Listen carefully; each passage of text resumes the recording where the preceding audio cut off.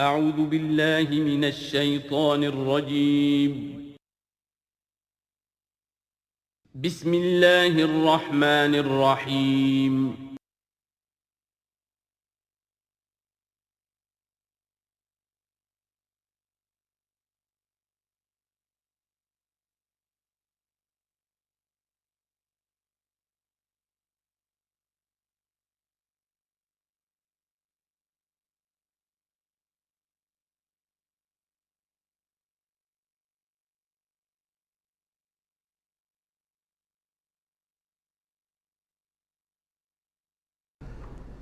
الحمدللہ وکفا والصلاة والسلام علی عبادہ الذین اصطفیٰ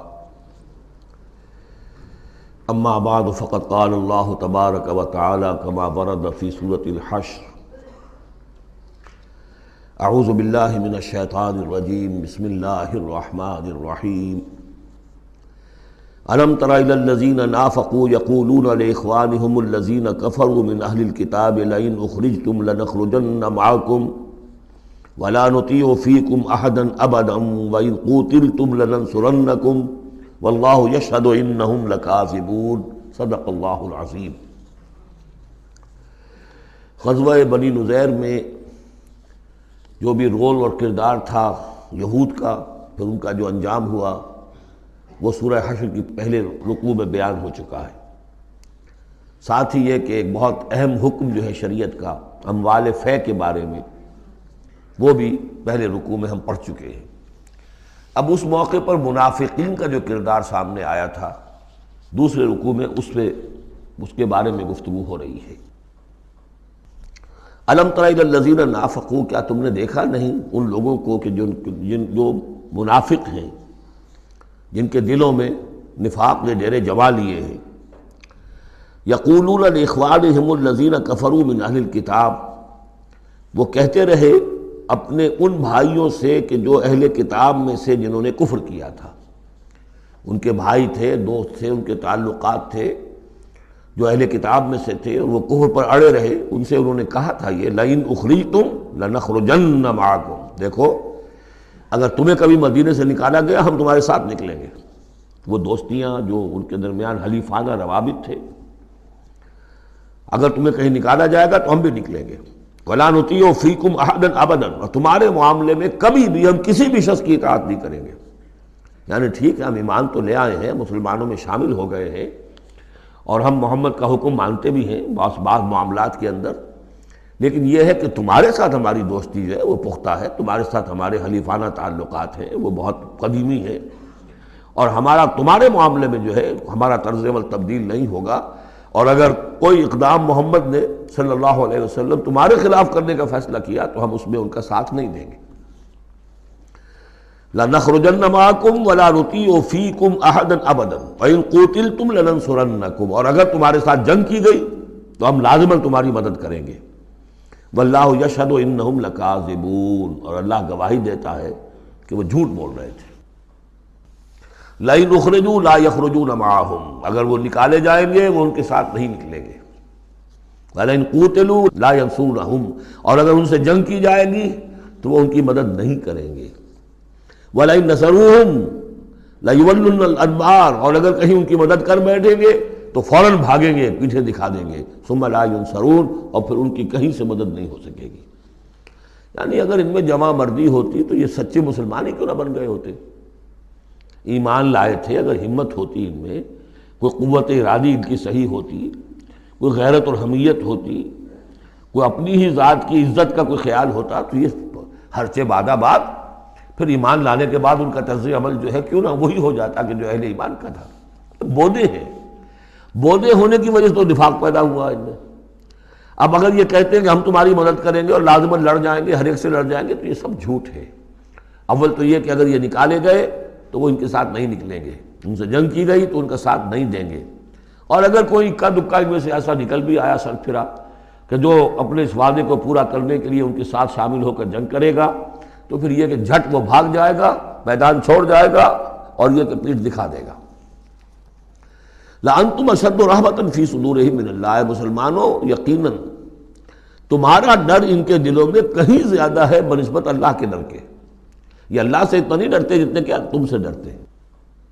ذالک بانہم قوم لا یفقہون، اور یہ اس لیے ہے کہ انہیں اصل سمجھ حاصل نہیں۔ اصل سمجھ حاصل ہو تو ایمان حاصل ہو جائے، علم حقیقی حاصل ہو جائے، پھر آدمی جان لے کہ اصل زندگی تو آخرت کی زندگی ہے، دنیا کی زندگی تو کھیل کود اور تماشا ہے، اس کے سوا کچھ نہیں۔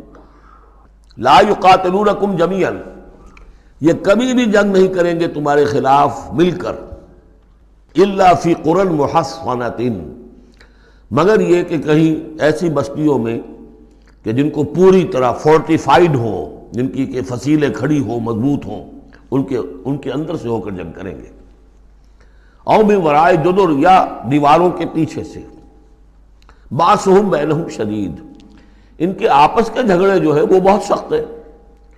اگر تو خلوص اور اخلاص کسی میں شخص کے اندر ہو تو وہ اللہ کے ساتھ مخلص کیوں نہ ہو جائے گا، اللہ کے رسول کے ساتھ کیوں نہ مخلص ہو جائے گا۔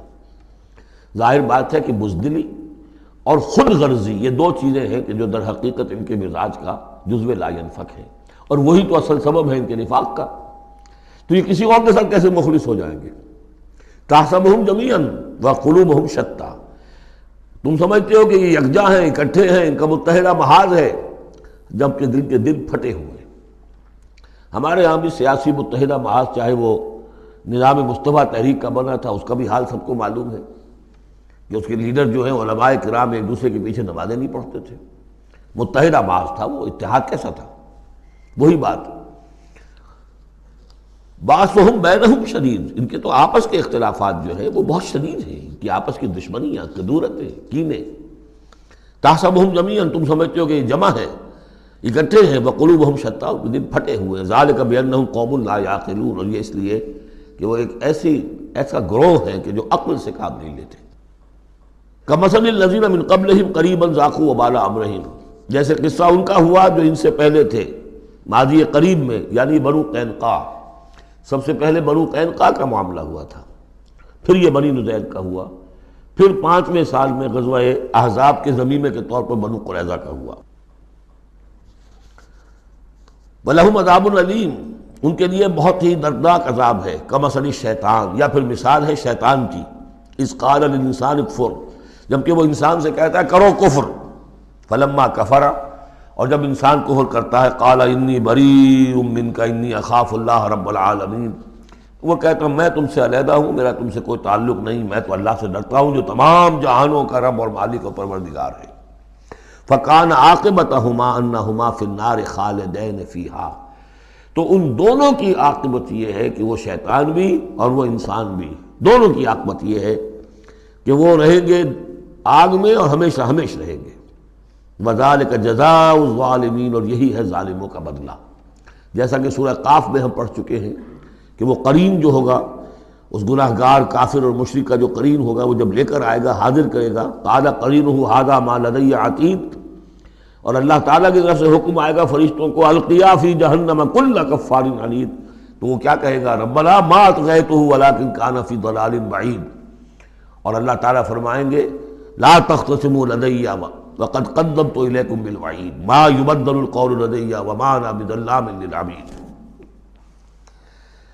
تیسرا رکوع اور آخری رکوع جو ہے اس سورہ حشر کا، یہ پھر قرآن مجید کا ایک بہت اہم مقام ہے۔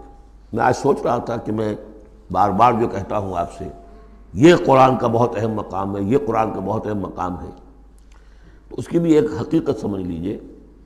قرآن حکیم میں تو کوئی ایک حرف اور ایک لفظ بھی غیر اہم نہیں ہے، البتہ مختلف اعتبارات سے مختلف مقامات کی ایک ریلیٹیولی زیادہ اہمیت ہے۔ بعض مقامات حکمت کے ہیں، بعض مقامات جو ہیں وہ فلسفیانہ ہیں، بعض مقامات وہ ہیں کہ جو جدید سائنس کے حوالے سے بڑے اہم ہیں، بعض مقامات وہ ہیں جو روح دین سے بحث کرتے ہیں، بعض مقامات وہ ہیں جو ایمان کی ماہیت کو واضح کرتے ہیں، ایمان کیا ہے۔ تو اس اعتبار سے یقیناً مختلف مقامات جو ہیں وہ مختلف اعتبارات سے اور حیثیتوں سے وہ زیادہ اہمیتوں کے حامل ہیں۔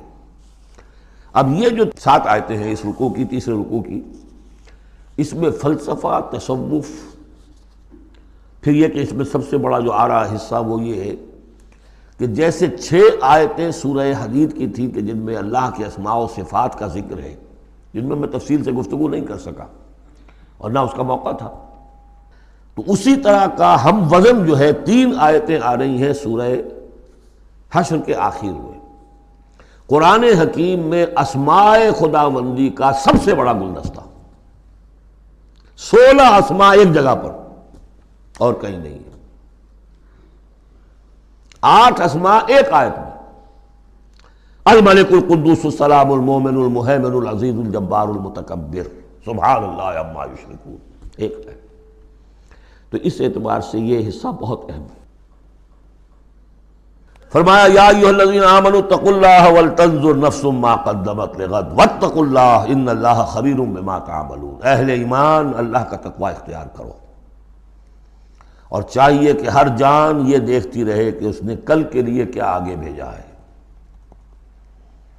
اللہ کا تقوی اور آخرت کا احساس، کل کے لیے کیا بھیجا ہے، ما قدمت لغد، یہ بڑی کل ہے۔ ایک کل تو وہ ہے کہ جو کل سورج طلوع ہوگا تو شروع ہو جائے گی، اور ایک بڑی کل وہ ہے آنے والی ہے جو بعث بعد الموت کے بعد آنے والی ہے، وہ بڑی کل ہے۔ اس کل کے لیے کیا بھیجا ہے آگے، کیا سامان ہے، کیا توشہ ہے، کیا تم نے کمائی ہے جو جمع کرائی ہے۔ وہ جو اس کائناتی حکومت کا جو سب سے بڑا ریزرو بینک ہے، امپیریل بینک ہے اس کائنات کا، اللہ تعالیٰ کے ہاں کیا جمع کرایا۔ اور دیکھیے 2 مرتبہ ایک آیت میں واتقوا اللہ، اللہ کا تقوی، اللہ کا خوف۔ لیکن یہ خوف اصل میں اس طرح کا خوف نہیں ہوتا جو کسی خوفناک شے کا خوف ہوتا ہے۔ ایک ہے شیر کا خوف یا سانپ کا خوف، ایک خوف والد کا خوف ہوتا ہے، وہ محبت کے تحت ہوتا ہے۔ میرے والد جو ہے ناراض نہ ہو جائے، میں اپنے والد کے احساسات اور جذبات کو مجروح نہ کر بیٹھوں، وہ مایوس نہ ہو جائے مجھ سے، اللہ ناراض نہ ہو جائے، یہ خوف۔ یا ایھا الذین آمنوا اتقوا اللہ ولتنظر نفس ما قدمت لغد واتقوا اللہ ان اللہ خبیر بما تعملون، یقیناً جو کچھ تم کر رہے ہو اللہ اسے باخبر ہے۔ اگلی آیت ہے جسے علامہ اقبال نے قرار دیا کہ ان کے فلسفہ خودی کی سورس یہ ہے۔ سید نذیر نیازی نے ہمارے ہاں قرآن کانفرنس میں باقاعدہ بیان کیا، ان کے مضمون میں بھی موجود ہے یہ، کہ میں نے حضرت علامہ سے یہ سوال کیا کہ آپ کے فلسفہ خودی کے بارے میں بڑی جیب گوئیاں ہوتی ہیں، کوئی کہتا ہے کہ فلاں نیٹشے سے آپ نے اخذ کر لیا ہے، فلاں سے کر لیا ہے، آپ بتائیے کہ آپ کے اس فلسفہ خودی کی سورس کیا ہے۔ تو علامہ نے فرمایا کہ اچھا کل آ جانا فلاں وقت۔ تو کہتے ہیں کہ میں اتنا خوش رہا کہ شاعر مشرق اور حکیم الامت مجھے یہ اعزاز بخش رہے ہیں کہ میں جاؤں گا اور وہ مجھے ڈکٹیٹ کرائیں گے کہ میرے فلسفہ خودی کی سورس کیا ہے۔ تو میں گیا اور بہت خوش گیا، پینسل کاپی لے کر گیا۔ میں گیا تو کہا ذرا قرآن مجید اٹھا لاؤ، تو ایک تو مجھ پر وہ ویسی پڑ گئی، پھر کہا کہ ذرا کھولو سورہ حشر نکالو اور یہ آیت پڑھو، وَلَا تَكُونُوا كَالَّذِينَ نَسُوا اللَّهَ فَأَنسَاهُمْ أَنفُسَهُمْ أُولَٰئِكَ هُمُ الْفَاسِقُونَ۔ یہ ہے میرے فلسفہ خودی کی سورس۔ دیکھنا مسلمانوں، ان لوگوں کی طرح نہ ہو جانا جنہوں نے اللہ کو بھلا دیا، تو اللہ نے انہیں اپنے آپ سے غافل کر دیا۔ فَأَنسَاهُمْ أَنفُسَهُمْ، اس کے کیا معنی؟ کیا کوئی خدا سے غافل جو اپنے آپ کو بھول جاتا ہے؟ اپنے پیٹ کا خیال نہیں رہتا اس کو؟ اپنے جسم میں کوئی پھوڑا نکل آئے تو علاج نہیں کراتا؟ کس چیز سے غافل ہے؟ وہ اپنے جسم سے غافل نہیں، وہ اپنے حیوانی وجود سے غافل نہیں، اس کے تقاضوں سے غافل نہیں، اس کی اپ کیپ، اس کی مینٹیننس، اس کی ویئر اینڈ ٹیئر کو درست کرتے رہنا، کسی چیز سے غافل نہیں۔ معلوم ہوا کہ اس حیوانی وجود کے علاوہ کوئی حیثیت ہے انسان کی، اصل حقیقت جس کو انسان بھول جاتا۔ اور یہ ہم پڑھ چکے ہیں، سورہ مجادلہ کے اندر بھی الفاظ آئے تھے کہ شیطان نے انہیں اللہ کو بھلا دیا۔ فَأَنسَاهُمْ ذِكْرَ اللَّهِ اسْتَحْوَذَ عَلَيْهِمُ الشَّيْطَانُ فَأَنسَاهُمْ ذِكْرَ اللَّهِ، شیطان نے ان پر قابو پا لیا ہے اور انہیں بھلا دیا ہے، اللہ کے ذکر سے غافل کر دیا ہے۔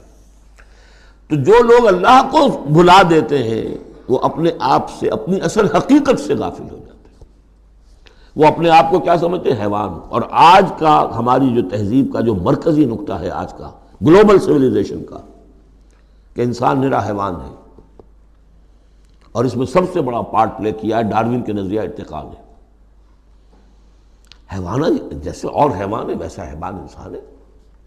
اتنا ہی فرق ہے نا جتنا گھوڑا اور گدھا. گدھا ذرا کورس قسم کا ہے، ذرا گھٹیا رف قسم کا جانور ہے، اور ذرا گھوڑا فائن ہے، ریفائنڈ ہے، تمکنت والا. باقی بنیادی فرق کیا ہے گدھے میں اور گھوڑے میں؟ اسی طرح گوریلا اور شمپینزی اور انسان، کیا فرق ہے؟ اتنا ہی فرق ہے جتنا گدھے اور گھوڑے میں ہے، اتنا ہی گوریلا اور شمپینزی اور انسان میں ہے. کوئی فرق نہیں. وہی موٹیوز جو ان کے ہیں وہی موٹیوز ان کے ہیں، سارے وہی موٹیوز ہیں. سائیکالوجی ہے تو اسی پر چل رہی ہے. جو محرکات عمل ہے انسان کے وہ وہی ہے جو حیوان کے، کوئی اور ہے ہی نہیں. یہ ہے اصل میں اس دور کا المیہ، اللہ کو بھول جانا اور اپنی اصل حقیقت یعنی روح. اللہ کو بھلاؤ گے تو تمہارے اندر جو ڈیوائن ایلیمنٹ اس نے پھونکا تھا اس سے غافل ہو جاؤ. اب کیا رہ گئے تم میرے حیوان؟ میں نے آپ کو اس سے پہلے بھی وہ اپنشد کا جملہ سنایا ہے. Man in his ignorance identifies himself with the material sheaths which encompass his real self. Real self تو میری انا ہے، میری خودی ہے. اور یہ انا خودی فلسفیانہ الفاظ ہے کس شے کے لیے؟ وہ جو روح ہے میرے اندر ہے، نور تجلی بھی اسی خاک میں پنہاں، غافل تو نرا صاحب ادراک نہیں ہے. نقطۂ نوری کے نام او خودی، زیر خاک ماں شرار زندگی. لیکن اس سے غافل، جب اس سے غافل حیوان رہ گئے. جب حیوان رہ گئے اولئک ھم الفاسقون، تو حیوان کے لیے تو کوئی مورل لا ہے نہیں. اور ارلی فرینچ لٹریچر جو ہے پچھلی سینچری کا وہ سارا اسی پر بیسڈ ہے. وہ ساری دلیل یہاں سے لاتے ہیں کہ انسانوں نے اپنے اوپر قیدیں لگانی ہے. بیوی بیٹی ماں میں فرق کرنا، حیوانات میں کوئی فرق کرتا ہے؟ نیوڈسٹ کلب سے اگر پوچھے کہتے ہیں حیوانات میں سے کوئی لباس پہنتا ہے؟ انسان نے خواب کا تکلف ایجاد کر لیا. ان کے لیے سورس ہے وہی حیوانوں کی زندگی، انہی سے سبق حاصل کرو.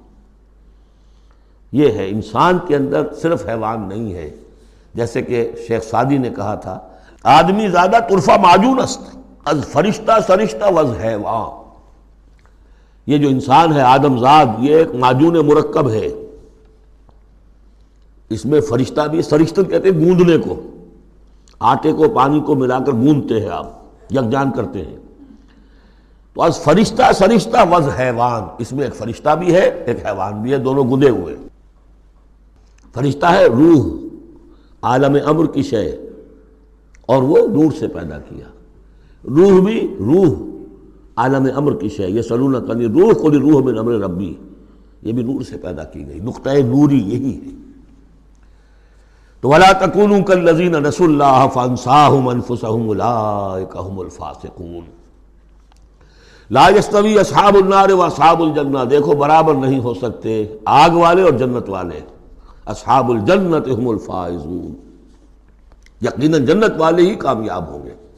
اللہم ربنا اجعلنا منہم، اللہم ادخلنا الجنت مع الابرار، اللہم اجرنا من النار، یا مجیرو یا مجیرو یا مجیر.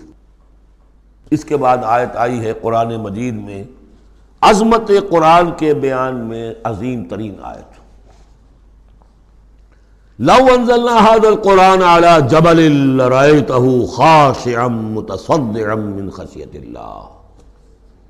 اگر ہم اس قرآن کو اتار دیتے کسی پہاڑ پر تو تم دیکھتے کہ وہ دب جاتا، متصدعا پھٹ جاتا، من خشیۃ اللہ، اللہ کے خوف سے. میں نے جو شروع میں تعارف قرآن پر جو گفتگو کی تھی اس میں اس کا حوالہ دیا تھا عظمت قرآن کے لیے. قرآن ایز سچ، قرآن فی نفسہ ہی اس کی عظمت کیا ہے. ایک ہے قرآن کی افادیت کیا ہے، دو چیزیں جدا ہیں. ایک فی نفسہ ہی وہ کیا ہے، اس کی عظمت کیا ہے. ایک یہ کہ اس کا فائدہ کیا ہے، افادیت کیا ہے. افادیت پر بس ہم آیت پڑھ چکے، لیکن خاص طور پر دو آیتیں سورہ یونس کی. یا ایھا الناس قد جاءتکم موعظۃ من ربکم وشفاء لما فی الصدور وہدی ورحمۃ للمؤمنین قل بفضل اللہ وبرحمتہ فبذلک فلیفرحوا هو خیر مما یجمعون۔ لیکن قرآن فی نفسہ ہی اگر ہم اسے اتار دیتے کسی پہاڑ پر تو تم دیکھتے کہ وہ دب جاتا، پھٹ جاتا۔ اور اس کے لیے میں تشریح کر چکا ہوں، سورہ اعراف میں جو معاملہ ہوا تھا کہ حضرت موسیٰ علیہ السلام نے عرض کیا تھا اللہ سے رب ارنی انظر الیک، اور اللہ نے فرمایا کہ تم مجھے نہیں دیکھ سکتے، لن ترانی ولکن انظر الی الجبل فإن استقر مکانہ فسوف ترانی، ذرا اس پہاڑ کو دیکھو، ہم اپنی تجلی اس پر ڈالیں گے، اگر وہ سہار جائے، کھڑا رہ جائے اپنی جگہ پر، برداشت کر جائے، تو تم بھی سمجھنا کہ ہاں ہمیں دیکھ سکو گے۔ فلما تجلی ربہ للجبل، جب اس کے رب نے ایک اپنا پرتو، ایک جلوہ، ایک تجلی کیا ہے؟ روشنی، ایک نور، اس نور کا جو اللہ نے تعالیٰ نے وہ پرتو ڈالا اس پہاڑ پر، جعلہ دکا وخر موسیٰ صعقا، وہ ریزہ ریزہ ہو گیا، اور تجلی باری تعالیٰ، ذات باری تعالیٰ کی تجلی کے بالواسطہ مشاہدے کا اثر ہوا ہے کہ حضرت موسیٰ بے ہوش ہو کر گر گئے۔ اب نوٹ کیجئے، یہ بالکل وہی بات ہے جو تمثیل کی شکل میں آ رہی ہے۔ فرق کیا ہے؟ وہ تجلی ذات تھی باری تعالیٰ کی، یہ تجلی صفات ہے۔ کلام اللہ، اللہ کا کلام ہے، کلام متکلم کی صفت ہوتا ہے، اس کی بھی تاثیر وہی ہے جو ذات باری تعالیٰ کی تاثیر ہے۔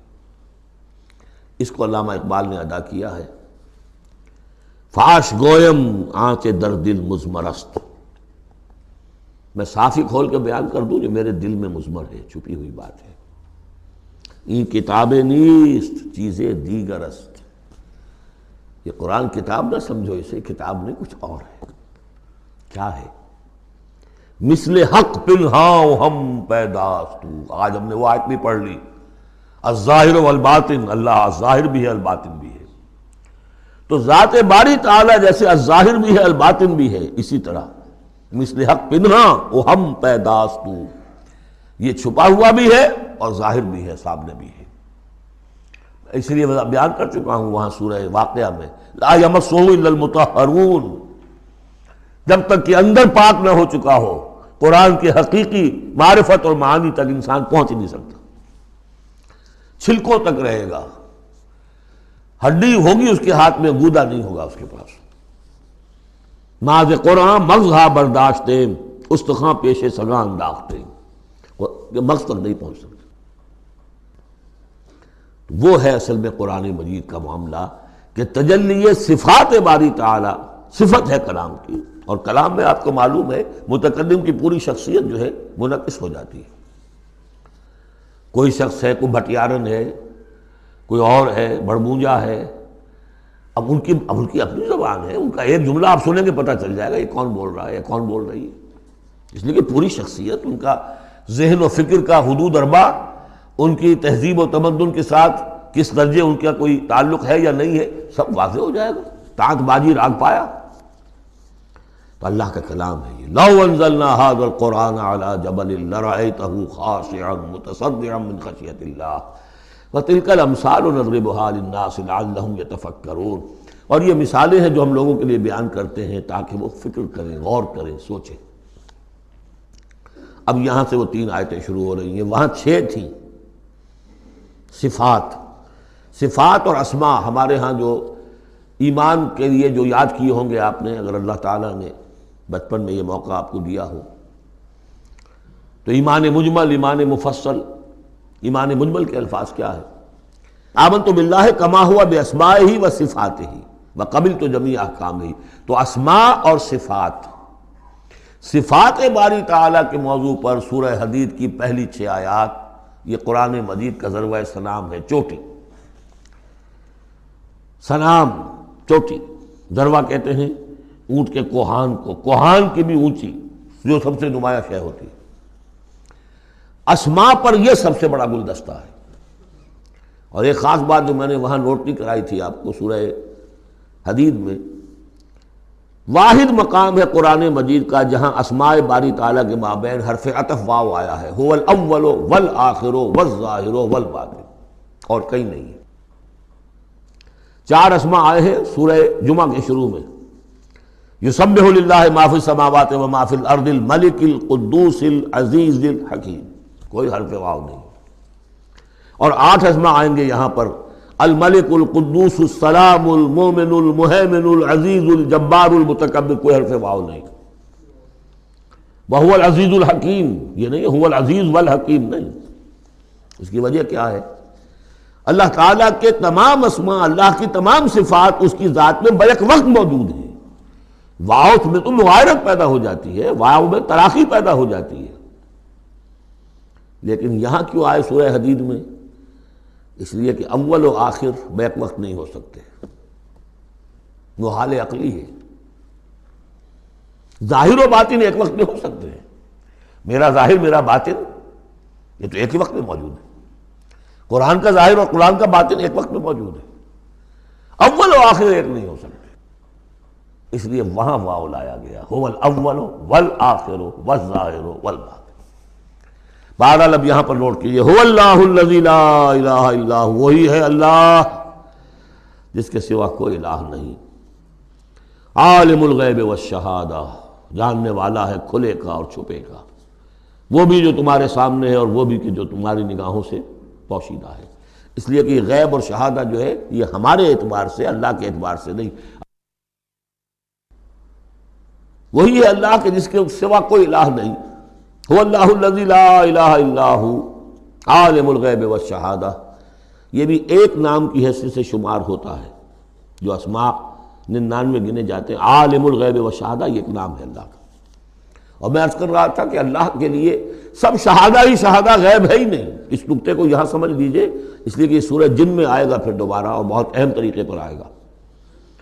جب قرآن میں غیب اور شہادہ کا لفظ آتا ہے وہ ہمارے اعتبار سے، کہ ہمارے لیے ایک چیز وہ ہے کہ جو ہمارے حواس خمسہ کی گرفت کے دائرے کے اندر آ جاتی ہے، چاہے وہ ٹیلیسکوپ سے آئی ہے اور چاہے وہ مائکروسکوپ سے آئی ہے، لیکن دیکھنے والی شے ہماری آنکھ ہے۔ غیب وہ ہے جو ہم سے چھپا لیا گیا، جنت ہے، دوزخ ہے، آخرت ہے، فرشتے ہیں، خود سب سے بڑی ذات باری تعالی ہے، لیکن اللہ ہر شے کا جاننے والا۔ هو الرحمن الرحیم، وہ رحمان ہے اور رحیم ہے، اس پر سورہ فاتحہ پڑھتے ہوئے میں نے وضاحت کی تھی۔ هو اللہ الذی لا الہ الا هو، وہی ہے اللہ جس کے سوا کوئی الہ نہیں، الملک بادشاہ حقیقی، القدوس پاک، السلام سلامتی اور سالم، ہر اعتبار سے سالم، کوئی اس کو نزل پہنچانے والا نہیں ہے، ہر عیبوں سے پاک، المومن امن دینے والا، امان دینے والا، المہیمن پناہ میں لینے والا، العزیز زبردست، مطلق العنان جس کی اتھارٹی ایبسلیوٹ ہے، الجبار دباؤ رکھنے والا، المتکبر عظمت والا، بڑائی والا۔ یہ 8 نام آئے ہیں، الملک، القدوس، السلام، المومن، المہیمن، العزیز، الجبار، المتکبر۔ سبحان اللہ عما یشرکون، اللہ پاک ہے ان تمام چیزوں سے جو یہ شرک کرتے ہیں۔ هو اللہ الخالق البارئ المصور، وہی ہے اللہ، اب 3 نام اور آگے، الخالق، الباری، المصور، ان میں خاص ربط ہے۔ خلق، اس میں سب سے پہلے اگر ہم اپنے اوپر قیاس کریں تو پہلے کوئی شے بنانے سے پہلے ذہن میں ایک نقشہ بنتا ہے۔ بڑھئی نے میز بنانی ہے، اس کے ذہن میں میز کا نقشہ پہلے بن چکا ہے، کرسی بنانی، کرسی کا نقشہ بن چکا ہے، یہ اس کی ذہنی تخلیق ہے۔ پھر وہ اسے ظاہر کرتا ہے عالم واقعہ میں، وہ لکڑی کی میز بنا کر اسے واقعہ نمایاں کر دیتا ہے، لے آتا ہے۔ پھر اس کی تصویر، فنیشنگ ٹچز، اس کو رنگ روغن، یہ تینوں مرحلے ایک ہی پروسیس کے ہیں۔ اللہ نے تخلیق فرمائی، پھر اس کو ظاہر کیا، عدم کے پردے سے نکال کر اور وجود کے پردے میں لے آیا۔ باری، برا کہتے ظاہر کرنے والا، من قبل ان نبرأہا، اس سے پہلے کہ ہم اسے ظاہر کریں۔ ما اصاب من مصیبت فی الارض ولا فی انفسکم الا فی کتاب من قبل ان نبرأہا، سورہ حدید میں آیت پڑھ چکے ہیں۔ وہی ہے الخالق، الباری، المصور، لہ الاسماء الحسنی، تمام اچھے نام اسی کے ہیں۔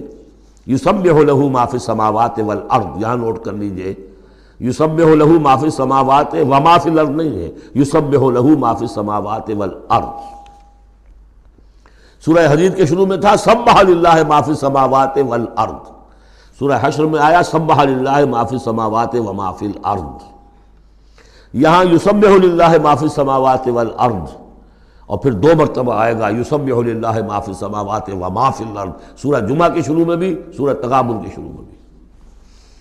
وَهُوَ الْعَزِيزُ الْحَكِيمُ، دیکھیے اس سورہ مبارکہ کی خاص خصوصیت یہ ہے، شروع بھی ہوئی تسبیح کے ساتھ، اختتام بھی تسبیح کے ساتھ، شروع میں بھی العزیز الحکیم، زبردست حکمت والا، آخر میں بھی العزیز الحکیم۔ سورۃ الممتحنہ، بسم اللہ الرحمن الرحیم۔ سورہ ممتحنہ کا جو زمانہ نزول ہے معین کر لیجئے، یہ ان 2 رکوعوں کے ساتھ سمجھیے کہ جو سورہ توبہ میں ہم نے پڑھے، دوسرا اور تیسرا رکوع۔ فتح مکہ سے پہلے جو کچھ رد و قدا چل رہی تھی کہ نہیں کرنا چاہیے، کاہے کے لیے فوج کشی کر رہے ہیں، اور اس پر پھر جو اللہ تعالیٰ کی طرف سے جو تبصرہ آیا، منافقین تھے یا ضعفاء تھے، ان کے اعتراضات کے جواب دیے گئے، آخر مکے والے کتنے ہی برے صحیح، بہرحال وہ حرم کی خدمت کرتے ہیں، لہذا ان کا ایک نیکی کا مقام بھی ہے، وہ ساری دلیلیں پڑھ چکے ہیں۔ سورہ توبہ رکوع 2 اور 3، یہ بھی 2 رکوع ہیں۔ اسی موقع پر ایک بہت مخلص مومن صحابی، ان سے ایک بہت بڑی غلطی ہو گئی۔ حضرت حاتب ابن ابی بلتعہ رضی اللہ تعالی عنہ، بدری ہیں، ان کے گھر والے، ان کا پورا کنبہ ابھی مکے میں تھا، اور ان کا کوئی وہاں پہ رشتہ دار ایسے نہیں تھے کہ جو ان کی حفاظت کر سکے۔ انہیں یہ اندیشہ ہوا کہ اگر واقعی اب جنگ ہو گئی اور اگر ہم جا رہے ہیں مکے پر چڑھائی کرنے کے لیے، تو پھر یہ ہے کہ مکے میں جو مشرکین ہیں، کفار ہیں، وہ میرے بچوں کو، میرے گھر والوں کو شدید نقصان پہنچا سکتے ہیں، لہٰذا میں ان کے ساتھ کوئی نیکی کروں تاکہ میرے اس احسان کو پیش نظر رکھ کر وہ میرے گھر والوں کا لحاظ کریں۔ انہوں نے ایک خط لکھا مکے والوں کے نام، اور اس میں گویا کہ وہ سیکریٹ جو ہے وہ لیک کر دیا کہ محمد اب تم پر چڑھائی کرنے والے ہیں صلی اللہ علیہ وسلم۔ یہ احسان دھرا۔ ایک عورت کو وہ خط دیا، اس عورت نے اس خط کو اپنی چٹیا میں باندھ لیا تاکہ تلاشی لی جائے تو کہیں سے نکلے نہ، اور وہ عورت وہ خط لے کر روانہ ہو گئی۔ ادھر حضور کو اللہ تعالیٰ نے وحی سے مطلع کر دیا۔ حضور نے بھیجا حضرت علی اور ان کے ساتھ ایک اور صاحب کہ جاؤ فلاں جگہ اس وقت وہ عورت ہوگی، تم جا کے اس کو وہاں ٹھہری ہوئی ہے راستے میں کسی منزل میں، اس کے پاس خط ہے، وہ لے کے آؤ۔ وہاں پہنچے، عورت موجود تھی، محمد رسول اللہ کی دی ہوئی خبر تو غلط نہیں ہو سکتی تھی۔ اس سے پوچھا، نہیں قتل نہیں۔ اس کی جو تلاشی لی تو کہیں نہیں نکلا۔ پھر حضرت علی نے دھمکی دی، دیکھو ہمیں ہمارے نبی نے بتایا ہے تمہارے پاس خط ہے، جھوٹا نہیں ہو سکتا وہ، یا تو تم سیدھی سیدھی خط مجھے نکال دو ورنہ میں تمہیں برہنہ کر کے تمہاری تلاشی لوں گا۔ بہرحال یہ دھمکی سن کر وہ پھر اس نے کھول کے اپنی چٹیا اور نکال کے دے دی، وہ خط لے کے آ گئے۔ اب وہ راز کھل گیا، ابی بلتعہ کو بلایا، حاتب نے ابی بلتعہ کو مان لیا کہ جی حضور یہ میرا خط ہے۔ حضرت علی نے کہا کہ، یا حضرت عمر نے کہ آپ مجھے اجازت دیں کہ میں اس کی گردن مار دوں ابھی؟ آپ نے فرمایا نہیں، حاتب بدری ہے اور بدریوں کے تمام اللہ تعالیٰ پچھلے اگلے گناہ معاف کر چکا ہے، تو اس کی وہ جو فضیلت ہے اس کی وجہ سے جو خطا ہو گئی اللہ معاف کرے گا۔ تو وہ ہے اصل میں کشاکش پس منظر میں جس میں کہ یہ صورت نازل ہو رہی ہے۔ یا ایھا الذین آمنوا لا تتخذوا عدوی وعدوکم اولیاء، اہل ایمان تم میرے اور اپنے دشمنوں کو اپنا دوست اور ولی نہ بناؤ۔ ان کی خیر خواہی، ان کی بھلائی، ان پہ احسان کرنے کی کوشش، ان کے ساتھ اپنے گڈ آفیسز بلڈ کرنے کی کوشش۔ تلقون الیہم بالمودۃ، تم ان پر ان کی طرف رجوع کرتے ہو، بھیجتے ہو پیغام دوستی کے، خلوص و اخلاص کے۔ وقد کفروا بما جاءکم من الحق، حالانکہ انہوں نے کفر کیا ہے، انکار کیا ہے اس حق کا جو تمہارے پاس آیا ہے۔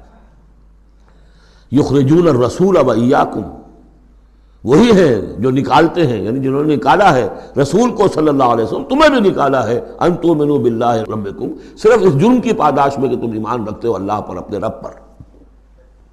ان کنتم خرجتم جہادا فی سبیلی، اگر تو تم نکلے تھے مکے سے اور تم نے ہجرت کی تھی اس لیے کہ میری راہ میں جہاد کرو گے، تو یہ طرز عمل تمہیں اس کے منافی ہے۔ وابتغاء مرضاتی، اور میری رضا جوئی کے لیے تم نکلے تھے، تو سرون الیہم بالمودہ، تم خفیہ پیغامات بھیجتے ہو ان کو دوستی کے، احسان کے مبنی۔ وَأَنَا أَعْلَمُ بِمَا أَخْفَيْتُمْ، تم نے خفیہ پیغام بھیجا، میں تو خوب جانتا ہوں جسے تم چھپاتے ہو، وَمَا أَعْلَنْتُمْ، جسے تم ظاہر کرتے ہو، وَمَنْ يَفْعَلْهُ مِنْكُمْ فَقَدْ ضَلَّ سَوَاءَ السَّبِيلِ، جو کوئی بھی تم میں سے یہ کام کرے گا وہ تو پھر سیدھے راستے سے بھٹک گیا۔ یہ ایک آیت ہے، اب تک نوٹ کر لیجیے مدنی صورتوں کا جو مزاج ہے۔ یا ایھا الذین آمنوا لا تتخذوا عدوی وعدوکم اولیاء تلقون الیہم بالمودۃ وقد کفروا بما جاءکم من الحق یخرجون الرسول وایاکم ان تؤمنوا باللہ ربکم ان کنتم خرجتم جہادا فی سبیلی وابتغاء مرضاتی تسرون الیہم بالمودۃ وانا اعلم بما اخفیتم وما اعلنتم ومن یفعلہ منکم فقد ضل سواء السبیل۔ ان یثقفوکم یکونوا لکم اعداء، اگر وہ کہیں تمہیں پا لیں، یعنی تم ان کے ہاتھ لگ جاؤ، ہتھے چڑھ جاؤ، وہ تمہارے ساتھ دشمنی کریں گے۔ وَيَبْسُطُوا إِلَيْهِمْ أَيْدِيَهُمْ، اپنے ہاتھ بڑھائیں گے تمہاری طرف، وَأَلْسِنَتَهُمْ، اور اپنی زبانیں، بِالسُّوءِ، برے ارادے کے ساتھ تمہیں نقصان پہنچائیں گے، ان کی زبانیں بھی ان کے ہاتھ بھی۔ وَوَدُّوا لَوْ تَكْفُرُونَ، اور ان کی خواہش ہوگی شدید کہ کسی طرح تم بھی دوبارہ کافر ہو جاؤ۔ لَن تَنفَعَكُمْ أَرْحَامُكُمْ، تمہیں ہرگز نفع نہیں پہنچائیں گے تمہارے رحمی رشتے، وَلَا أَوْلَادُكُمْ، نہ تمہاری اولادیں، یوم القیامہ، قیامت کے دن، یفصل بینکم، اللہ فیصلہ کر دے گا تمہارے مابین، واللہ بما تعملون بصیر، اور جو کچھ تم کر رہے ہو اللہ اسے دیکھ رہا ہے۔ قد کانت لکم اسوۃ حسنۃ فی ابراہیم والذین معہ، تمہارے لیے ایک اچھا نمونہ ہے، بہت عمدہ ماڈل ہے، اسوہ حسنہ ہے، فی ابراہیم والذین معہ، ابراہیم اور ان کے ساتھیوں کے معاملے میں، ان کی شخصیتوں کی صورت میں۔ اذ قالوا لقومہم، جبکہ انہوں نے کہا اپنی قوم سے، برملا کہہ دیا، انا براء منکم، ہم بری ہیں تم سے، ومما تعبدون من دون اللہ، اور جن کو بھی تم پوج رہے ہو اللہ کے سوا، ہمارا ان سے کوئی رشتہ نہیں، کوئی تعلق نہیں، ہم اعلان برات کر رہے ہیں ان سے۔ کفرنا بکم، ہم منکر ہوئے تم سے بھی، وبدا بیننا وبینکم العداوۃ والبغضاء ابدا، اور اب تمہارے اور ہمارے مابین عداوت اور بغض اور بیر شروع ہو چکا ہے، اب یہ ہمیشہ باقی رہے گا، حتیٰ تؤمنوا باللہ وحدہ، جب تک کہ تم ایمان نہ لاؤ اللہ پر توحید کے ساتھ، یعنی جب تک اس طرح ننگی تلوار نہ بن جائے ایک مومن۔ حزب اللہ کو ننگی تلوار بننا پڑتا ہے، رشتوں کو کاٹنا پڑتا ہے، وَلَوْ كَانُوا آبَاءَهُمْ أَوْ أَبْنَاءَهُمْ أَوْ إِخْوَانَهُمْ أَوْ عَشِيرَتَهُمْ، سورہ مجادلہ میں پڑھا ہے ابھی۔ تو یہ حضرت ابراہیم علیہ السلام کا معاملہ، الا قول ابراہیم لأبیہ لأستغفرن لک، سوائے اس کے کہ ابراہیم نے ایک وعدہ کیا تھا اپنے باپ سے کہ میں آپ کے لیے ضرور استغفار کروں گا۔ یہ سورہ مریم میں ہم پڑھا ہے، جب اس نے کہا تھا کہ تم نکل جاؤ، وَاہْجُرْنِی مَلِیًّا، اراغب انت عن آلہتی یا ابراہیم لئن لم تنتہ لارجمنک واہجرنی ملیہ، حضرت ابراہیم نے کیا کہا تھا؟ سلام علیک ساستغفر لک ربی انہ کان بی حفیہ، میں آپ کے لیے ابا جان، میں اپنے اللہ سے دعا کروں گا، استغفار کروں گا۔ وما املک لک من اللہ من شیء، مجھے اختیار کوئی نہیں ہے آپ کے بارے میں اللہ کے ہاں، کچھ نہیں، آخری اختیار اللہ کا ہے۔ ربنا علیک توکلنا والیک انبنا والیک المصیر، پروردگار ہم نے تجھی پر توکل کیا اور الیک انبنا، اور تیری طرف رجوع کیا، والیک المصیر، اور تیری طرف لوٹ جانا ہے۔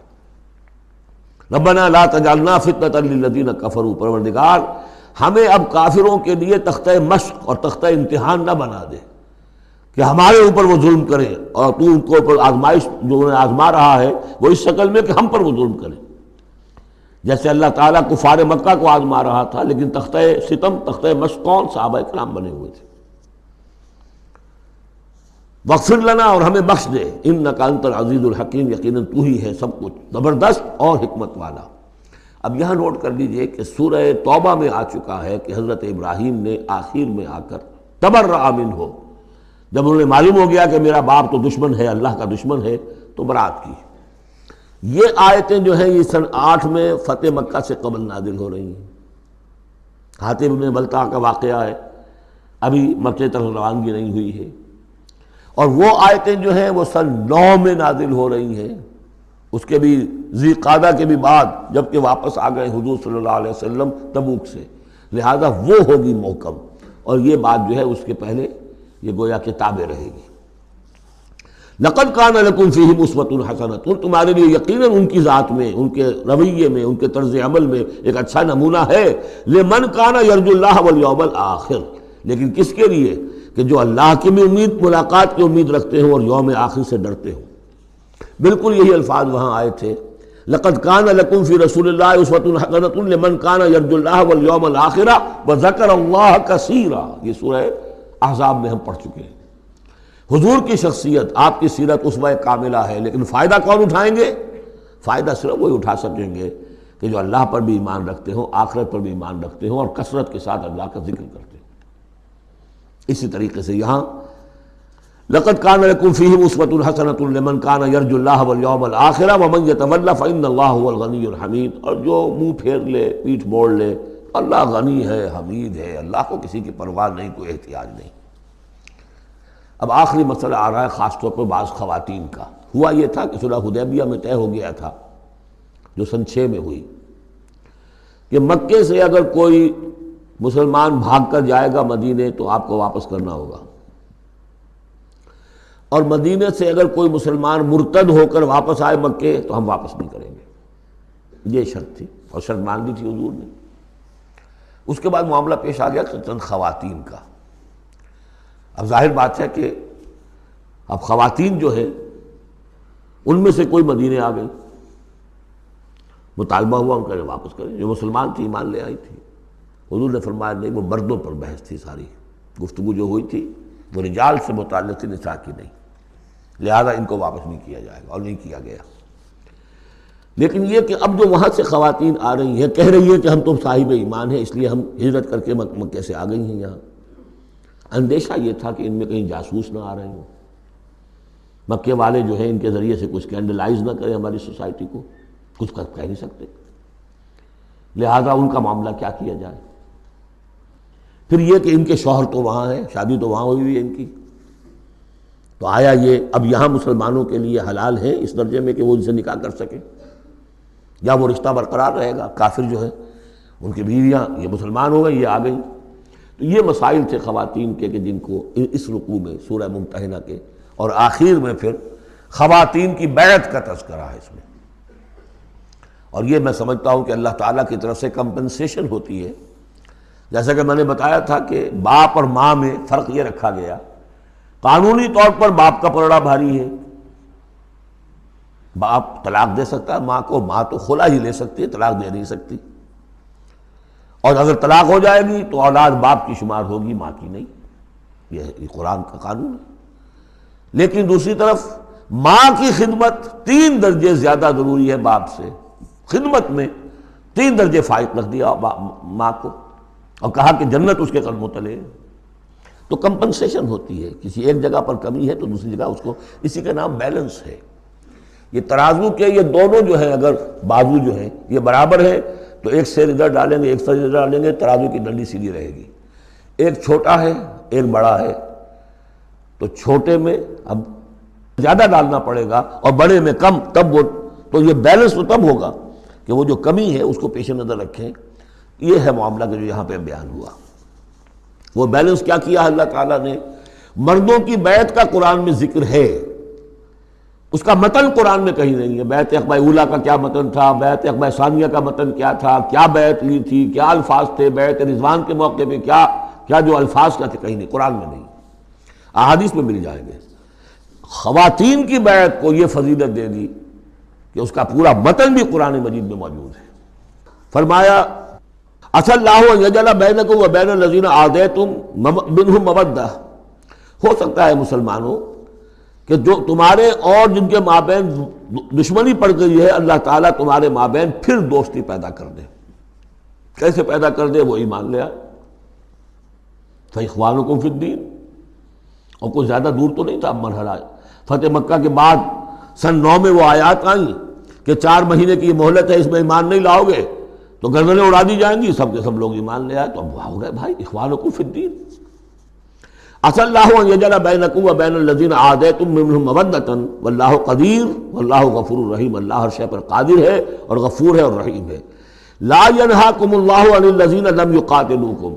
اللہ تعالیٰ تمہیں ان لوگوں سے نہیں روکتا کہ جنہوں نے تم سے کبھی جنگ نہیں کی، فی الدین، دین کے معاملے میں، ولم یخرجوکم من دیارکم، اور نہ تمہیں نکالا تمہارے گھروں سے، ان تبروہم وتقسطوا الیہم، کہ تم ان کے ساتھ کوئی بھلائی کرو یا انصاف کا معاملہ کرو. جہاں بھی ولایت کا معاملہ نہیں ہے، کافر کو ولی نہیں بنایا جا سکتا، پشت پناہ، مددگار، حمایتی، قلبی محبت نہیں ہو سکتی، لیکن کوئی نیک سلوک کرنا، کوئی بھلائی کرنا، اس میں کوئی اعتراض نہیں. کافروں کے ساتھ کرو. جو غیر حربی ہے، جس کے ساتھ جنگ نہیں ہے، جس نے کبھی آپ کے خلاف آپ کے کسی دشمن کی مدد نہیں کی ہے، اس کا معاملہ مختلف رہے گا. ان اللہ یحب المقسطین. اللہ تعالیٰ انصاف کرنے والوں کو پسند کرتا ہے. انما ینہاکم اللہ عن الذین قاتلوکم فی الدین. تمہیں اللہ روک رہا ہے ان سے کہ جنہوں نے تم سے جنگ کی ہے دین کے معاملے میں، دین کی وجہ سے. واخرجوکم من دیارکم. نکالا ہے تمہیں تمہارے گھروں سے. وظاہروا علی اخراجکم. اور انہوں نے گٹھ جوڑ کیا ہے تمہارے نکالنے پر، ایک دوسرے کی مدد کی ہے. ان تولوہم. کہ تم ان کے ساتھ ولایت، باہمی ولایت، باہمی کا رشتہ قائم کرو، اس سے روکا ہے. ومن یتولہم. اور جو کوئی ان کے ساتھ دوستی کرے گا، فاولئک ھم الظالمون. تو وہی لوگ ہیں کہ جو ظالم ہیں. یا ایھا الذین آمنوا. یہاں سے اب خواتین کا معاملہ. یا ایھا الذین آمنوا اذا جاءکم المؤمنات مہاجرات. اہل ایمان جب تمہارے پاس آئیں مومن خواتین ہجرت کر کے، فامتحنوہن. تو ان کا ذرا امتحان لے لیا کرو، دیکھ بھال کر لیا کرو، یہ واقعی مومن ہے. کچھ تھوڑی سی انٹروگیشن ہو، سرسری سی اندازہ ہو جائے. لیکن اللہ اعلم بایمانہن. باقی یہ کہ اللہ تعالیٰ بہتر جانتا ہے کسی کے دل میں ایمان ہے یا نہیں ہے. آپ کے لیے ناممکن ہے کہ آپ اس کی صحیح تفتیش کر سکیں. تاہم پھر بھی کسی درجے میں ایک احتیاطی تدبیر اختیار کرو کہ دیکھ لیا کرو کہ وہ واقعتاً ایمان والی ہے. فَإِنْ عَلِمْتُمُوهُنَّ مُؤْمِنَاتٍ. پھر اگر تم دیکھو کہ وہ مومن ہے، واقعتاً مومن ہے، فَلَا تَرْجِعُوهُنَّ إِلَى الْكُفَّارِ. تو اب انہیں لوٹاؤ نہیں کفار کی طرف. لا ہن حل لہم. نہ وہ اب ان کافروں کے لیے حلال رہی ہیں، ولا ہم یحلون لہن. نہ وہ ان کے لیے حلال ہے. وآتوہم ما انفقوا. جو کچھ انہوں نے خرچ کیا تھا، مہر دیا تھا، وہ لوٹا دو، یہاں سے دے دو، بھجوا دو. فلاں کافر، اس کی بیوی مسلمان ہو گئی، یہاں آ گئی ہے، اب یہاں تعلق ازدواج ختم ہوا، جو مہر تم نے دیا تھا وہ واپس کر رہے ہیں. دیکھیے یہ ہے عدل و انصاف. جیسے کہ حضرت خالد بن ولید نے ایک موقع پر، جبکہ شام کے محاذ پر ذرا پیچھے ہٹنا پڑا، غالباً ابو عبیدہ کا معاملہ تھا رضی اللہ تعالیٰ عنہما، تو ایک شہر جس سے کہ جزیہ لے لیا گیا تھا، پھر چونکہ وہاں سے پسپائی جو ہے ٹیکٹیکل موو کے طور پر وہاں سے پیچھے ہٹنا پڑا، تو وہ سارا جزیہ واپس کر دیا. ہم جا رہے ہیں، اب آپ لوگوں کی حفاظت کا ذمہ ہم نہیں لے سکتے. ذمہ کا مطلب ہے ہمیں آپ کی حفاظت کی ذمہ داری پوری کرنی تھی، نہیں کر سکتے، یہ رقم واپس. اور دھاڑے مار مار کر وہ روئے کہ یہ لوگ فرشتہ لوگ یہ جا رہے ہیں ہمیں چھوڑ کر. تو یہاں بھی کہا جا رہا ہے کہ وہ کافر ہیں، لیکن یہ کہ ان کے جو انہوں نے مہر وغیرہ دیا ہوا ان مسلمان عورتوں کا واپس کر لوٹا دو. ولا جناح علیکم ان تنکحوہن اذا آتیتموہن اجورہن. اور اے مسلمانوں، تم پر کوئی حرج نہیں ہے، کوئی گناہ نہیں ہے کہ تم اب ان خواتین سے نکاح کر لو جبکہ تم انہیں ان کے مہر ادا کر دو. ولا تمسکوا بعصم الکوافر. اور اگر تمہاری بیویاں وہاں ہیں، کوئی رہ گئی ہیں ابھی کفر پہ ہیں، تو تم بھی ان کے ناموس کو اپنے قبضے میں نہ رکھو، یعنی انہیں طلاق دے دو، انہیں فارغ کر دو کہ ہمارا تم سے کوئی تعلق نہیں. واسألوا ما انفقتم. اور ان سے مانگ لو جو بھی تم نے ان کو دیا تھا مہر کے طور پر. جب ہمارے اور تمہارے درمیان وہ رشتہ ختم ہوا، میرا مہر واپس کرو. ولیسألوا ما انفقوا. جو انہوں نے خرچ کیا تھا وہ مانگ لیں. جو یہاں مسلمان عورتیں آ گئی ہیں ان کا مہر لوٹا دیا جائے. ذالکم حکم اللہ یحکم بینکم. یہ اللہ کا حکم ہے اور اللہ تمہارے مابین فیصلہ کر رہا ہے. واللہ علیم الحکیم، اللہ سب کچھ جاننے والا ہے، کمال حکمت والا۔ وَإِنْ فَاتَكُمْ شَيْءٌ مِّنْ أَزْوَاجِكُمْ، اور اگر کوئی چیز جاتی رہے تمہارے ہاتھ سے تمہاری بیویوں کے معاملے میں، یعنی مسلمان مرد ہجرت کر کے آ گیا، بیوی اس کی وہاں پر ہے اور وہ کافرہ ہے، مشرکہ ہے، اور اس سے وہ کہتا ہے میرا مہر واپس کرو، وہ نہیں کرتی، وہ مہر واپس نہیں کر رہی، اسے یہاں پہ نکاح کرنے کے لیے مہر ادا کرنا پڑے گا، اس کے پاس پیسے نہیں۔ اس مسئلے کا حل بتایا، وَإِنْ فَاتَكُمْ شَيْءٌ مِّنْ أَزْوَاجِكُمْ، تمہارے کچھ لوگوں کی طرف سے اگر انہیں یہ نقصان پہنچ جائے کہ انہیں وہ مہر واپس نہ ملے، فَعَاقَبْتُمْ إِلَى الْكُفَّارِ، یہ کفار کے ہاں رہ گیا، وہ نہیں دے رہے تم مہر، فَعَاقَبْتُمْ، پھر اگر کہیں تمہارا ہاتھ پڑ جائے، کہیں کسی جگہ تمہیں فتح مل جائے، کہیں سے تمہیں مال غنیمت یا مال فے ہاتھ آ جائے، فَآتُوا الَّذِينَ ذَهَبَتْ أَزْوَاجُهُمْ، تو ان لوگوں کو کچھ دے دلا دو کہ جن کی بیویاں جاتی رہیں اس کفر اور اسلام کی وجہ سے، رشتہ جو کٹ گیا ہے، تاکہ اب وہ اپنی اس رقم سے جو انہیں دی جا رہی ہے وہ یہاں نکاح کر سکیں، اور جو خواتین وہاں سے آ رہی ہیں جن کا کہ حکم دے دیا گیا کہ یہاں سے ان کے مہر واپس کر دو، تو اب ان سے وہ نکاح کریں گے تو مہر دیں گے تو تب ہوگا نا۔ فَآتُوا الَّذِينَ ذَهَبَتْ أَزْوَاجُهُمْ مِثْلَ مَا أَنفَقُوا وَاتَّقُوا اللَّهَ الَّذِي أَنْتُمْ بِهِ مُؤْمِنُونَ، اور اس اللہ کا تقوی اختیار کرو جس پر کہ تمہارا ایمان ہے۔ یا ایھا النبی، اے نبی صلی اللہ علیہ وسلم، اذا جاءک المؤمنات یبایعنک، جب آپ کے پاس آئیں مومن خواتین آپ سے بیعت کرتی ہوئی، علی اللہ یشرکن باللہ شیئا، پہلی شرط یہ ہے کہ وہ عہد کریں کہ وہ اللہ کے ساتھ کسی شے کو شریک نہیں کریں گی، ولا یسرقن، دوسری یہ کہ چوری نہیں کریں گی، ولا یزنین، کوئی بدکاری نہیں کریں گی، ولا یقتلن اولادہن، اپنی اولاد کو قتل نہیں کریں گی، ولا یاتین ببہتان یفترینہ بین ایدیہن وارجلہن، اور نہ ہی وہ کوئی ایسا طوفان باندھیں گی، کوئی بہتان لگائیں گی جو ان کے ہاتھوں اور پاؤں کے مابین سے ہو، سیکسول سکینڈلز، کوئی عورت جو تہمت لگا دے کسی کے اوپر اس نے میری آبرو ریزی کی ہے یا اس نے کسی اور اعتبار سے، تو یہ چیزیں بھی نہیں، اور یہ ہوتا رہا ہے، انبیاء تک کے ساتھ ہوا ہے۔ ولا یعصینک فی معروف، اور آخری بات یہ اس بیعت کے اندر کہ جو بھی آپ بھلی بات ان سے کہیں گے اس کے اندر آپ کی نافرمانی نہیں کریں گے۔ یہ ہیں آرٹیکلز آف بیع خواتین کے لیے۔ فبایعہن، تو اے نبی ان کی بیعت قبول کر لیجئے، انہیں بیعت کر لیجئے اپنے سے، واستغفر لہن اللہ، اور ان کے ساتھ ان کے لیے اللہ تعالیٰ سے استغفار کیجئے، ان اللہ غفور الرحیم، یقیناً اللہ غفور الرحیم ہے۔ اب یہاں نوٹ کر لیجئے کہ جو بیعت مردوں سے لی گئی بیعت عقبہ ثانیہ، بیعت عقبہ اولیٰ جو تھی وہ تقریباً یہی تھی، اسی لیے اس کو بیعت النساء بھی کہتے ہیں، پہلی بیعت۔ ابھی جو ہے وہ کوئی ایسی شکل سامنے نہیں تھی کہ کوئی جماعتی تشکیل ہو رہی ہو، جماعت بنانی ہو، اور ہمارے ہاں جو بھی صوفیاء ہیں جو بیعت لیتے ہیں وہ بھی تقریباً اسی کو دلیل بناتے ہیں، بیعت عقبہ اولیٰ اور بیعت النساء، وہ اسی بات کا عہد لیتے ہیں، شرک نہیں کروں گا، یہ نہیں کروں گا، چوری نہیں کروں گا، نیکی کے کام کروں گا، وغیرہ وغیرہ۔ تو صوفیاء کی بیعت، خواتین کی بیعت اور بیعت عقبہ اولیٰ تقریباً یہ ہے۔ لیکن وہ بیعت جس سے کہ جماعتی زندگی وجود میں آئی وہ بیعت عقبہ ثانیہ ہے۔ حضرت عبادہ ابن صامت رضی اللہ تعالیٰ عنہ سے اس کی پورا اس کا ٹیکسٹ جو ہے وہ موجود ہے، متفق علیہ حدیث ہے، جس کو بخاری میں بھی ہے، مسلم میں بھی ہے۔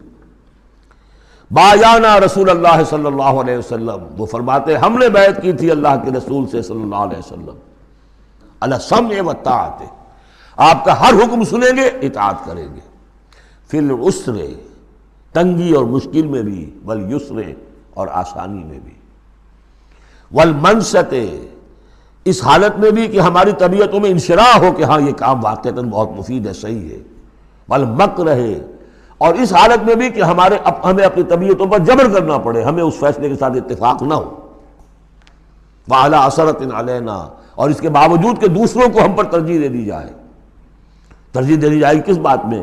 آپ امیر بنا رہے ہیں فلاں شخص کو، یہ تو ابھی نوبارد ہے، ابھی آیا ہے، ابھی شامل ہوا ہم میں، اور ہم پرانے آپ کے ساتھی ہیں، نہیں، پریروگیٹو ہے یہ آپ کا، جس کو چاہیں امیر بنائیں۔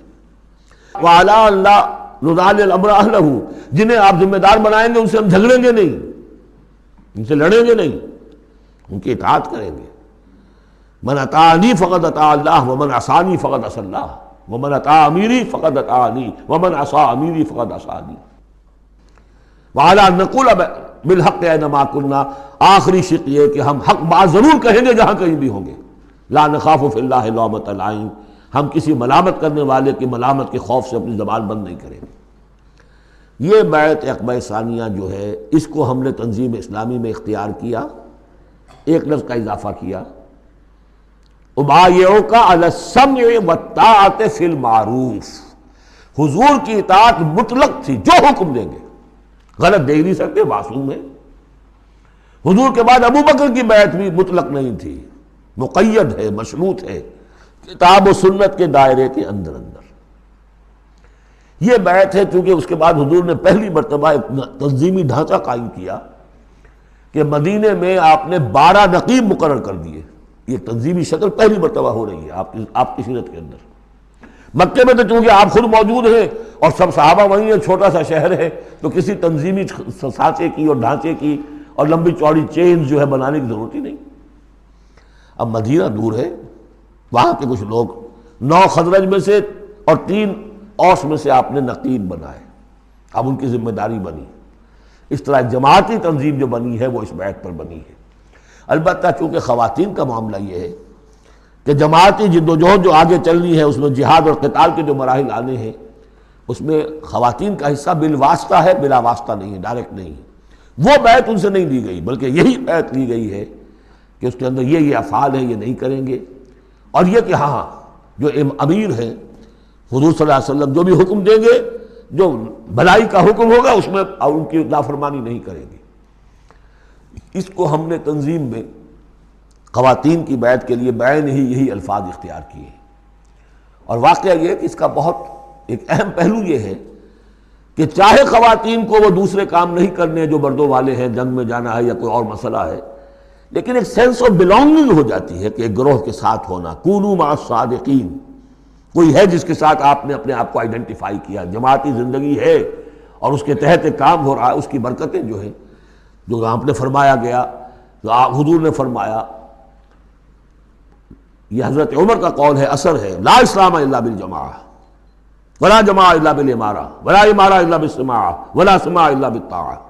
کوئی اسلام نہیں ہے بغیر جماعت کے، کوئی جماعت نہیں بغیر امارت کے، کوئی امارت نہیں بغیر حکم سننے کے، اور سننے کا کوئی فائدہ نہیں جب تک مانا نہ جائے.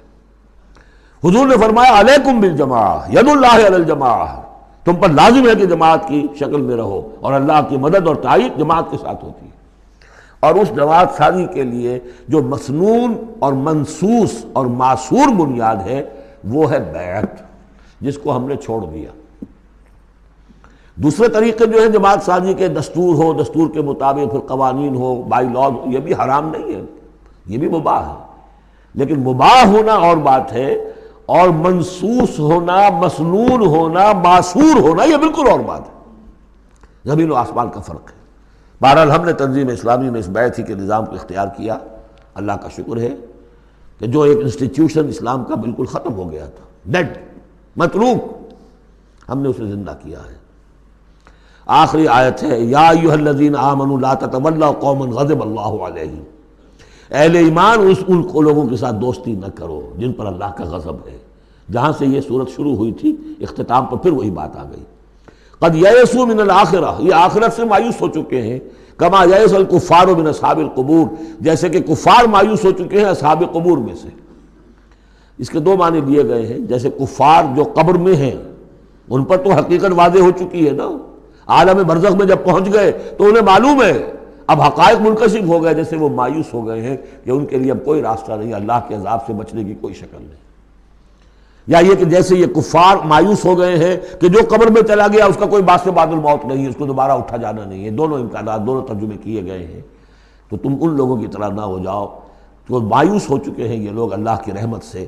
یہ لوگ جو ہیں، یہ جو یہودی ہیں، اور ان کے ساتھ تمہاری دوستی درست نہیں ہے.